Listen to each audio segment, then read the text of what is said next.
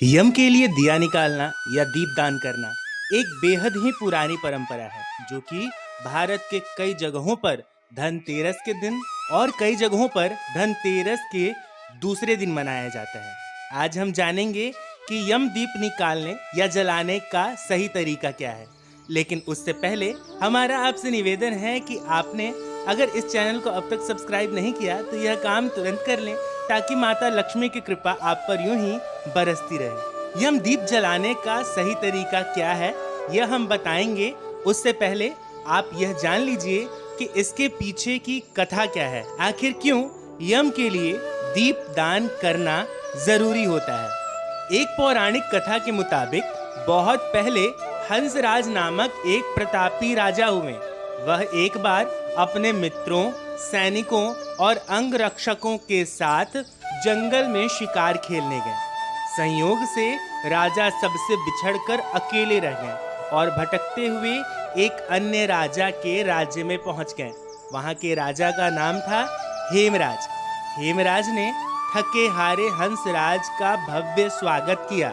उसी रात हेमराज के यहाँ पुत्र ने जन्म लिया। इस खुशी के अवसर पर हेमराज ने राजकीय उत्सव में सम्मिलित होने के लिए आग्रह के साथ हंसराज को कुछ दिनों के लिए अपने यहाँ रोक लिया। बच्चे के जन्म के 6वें दिन एक विचित्र घटना घटी। पूजा के समय देवी प्रकट हुई और बोली, आज इस शिशु की जो इतनी खुशी मनाई जा रही है वह अपने विवाह के 4थे दिन मृत्यु को प्राप्त होगा। इस भविष्यवाणी के बाद सारे राज्य में शोक छा गया। हेमराज और उसके परिजनों पर तो वज्रपात ही हो गया। सब के सब स्तब्ध रह गए। इस शोक के समय हंसराज ने राजा हेमराज और उनके परिवार को ढाढ़स बंधाया और कहा, मित्र, आप तनिक भी विचलित ना हो। इस बालक की रक्षा मैं स्वयं करूंगा। संसार की कोई भी शक्ति इसका बाल बांका नहीं कर सकेगी। हंसराज ने यमुना के किनारे एक भूमिगत किला बनवाया और उसी के अंदर राजकुमार का पालन पोषण किया। इसके अतिरिक्त राजकुमार की प्राण रक्षा के लिए हंसराज ने सुयोग्य ब्राह्मणों से अनेक तांत्रिक अनुष्ठान, यज्ञ, मंत्र जाप आदि की भी व्यवस्था करवाई। धीरे धीरे राजकुमार युवा हुआ। उसकी सुंदरता एवं तेजस्विता की चर्चा सर्वत्र फैल गई। राजा हंसराज के कहने से हेमराज ने राजकुमार का विवाह भी करा दिया। जिस राजकुमारी से युवराज का विवाह हुआ था वह साक्षात लक्ष्मी लगती थी। ऐसी सुंदर वर वधू की जोड़ी जीवन में किसी ने न देखी थी। विधि का विधान, विवाह के ठीक 4थे दिन यम के दूत राजकुमार के प्राण हरण करने आ पहुंचे। अभी राज्य में मांगलिक समारोह ही चल रहा था। राज परिवार और प्रजाजन खुशियां मनाने में मग्न थे। राजकुमार और राजकुमारी की छवि देखकर यमदूत भी विचलित हो उठे, किंतु राजकुमार के प्राण हरण का अप्रिय कार्य उन्हें करना ही पड़ा।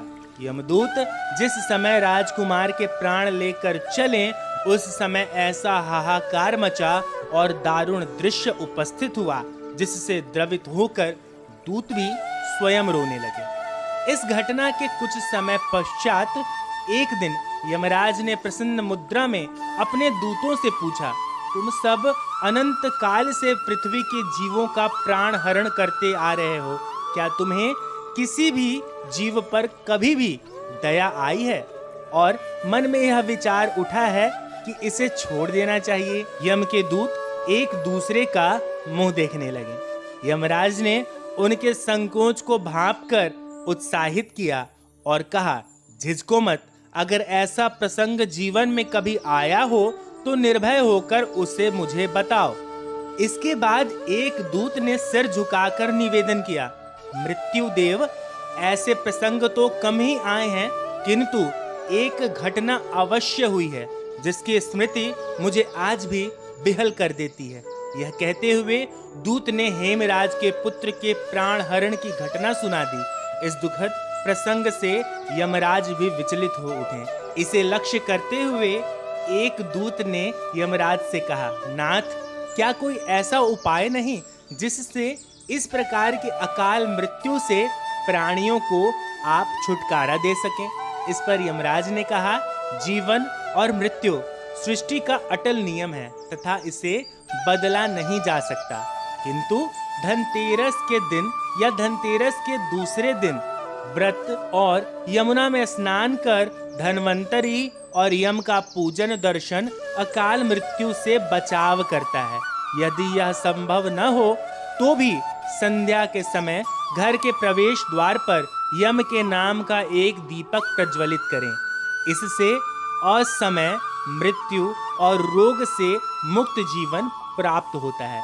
इसके पश्चात ही धनतेरस के दिन धन्वंतरी के पूजन और प्रवेश द्वार पर यम दीपक प्रज्वलित करने की परंपरा चलने लगी।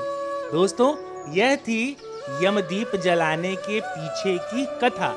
अब हम आपको बताते हैं कि यमदीप किस तरह से जलाया जाता है। धनतेरस या धनतेरस के दूसरे दिन यम के नाम से दीप दान की मान्यता है। इस दिन यमराज के लिए आटे का चौमुख दीपक बनाकर घर के मुख्य द्वार पर रखा जाता है। रात के समय इस दीपक में तिल का तेल डालकर 4 बत्तियां जलाई जाती हैं। इस दीपक का प्रमुख मुख दक्षिण दिशा की ओर होता है। दीपक जलाते समय दक्षिण दिशा की ओर मुख करके मृत्यु नाम दंड पापाशिभ्यानाम कालेन श्यामः शः त्रयोदशाम दीपदानात् सूर्यजः प्रियताम मम, इस मंत्र का जाप किया जाता है। तो दोस्तों, यहाँ समाप्त होती है यमदीप के पीछे की कथा और यमदीप दान करने की विधि। दोस्तों, हम आपसे निवेदन करेंगे कि यमदीप दान करने की कथा का यह वीडियो आप अपने सगे संबंधियों और परिजनों के साथ साझा करें, ताकि उन्हें भी अकाल मृत्यु से छुटकारा मिल सके और भगवान की कृपा उन पर भी बरसे। वीडियो को लेकर आपके मन में कोई संदेह हो तो उसे कमेंट बॉक्स में लिखें। आप हमसे कोई सवाल पूछना चाहते हो या फिर आप अपने मन की कोई बात हमसे कहना चाहते हो तो उसके बारे में भी कमेंट बॉक्स में लिखें। हाँ, इस नेक कार्य में आप किसी भी तरह से हमारी मदद करना चाहते हो तो स्क्रीन पर दिए गए नंबर पर आप अपनी आर्थिक सहायता हम तक भेज सकते हैं। अब अगले वीडियो तक के लिए दीजिए हमें इजाजत। हमारे सभी साथियों को हरे कृष्णा।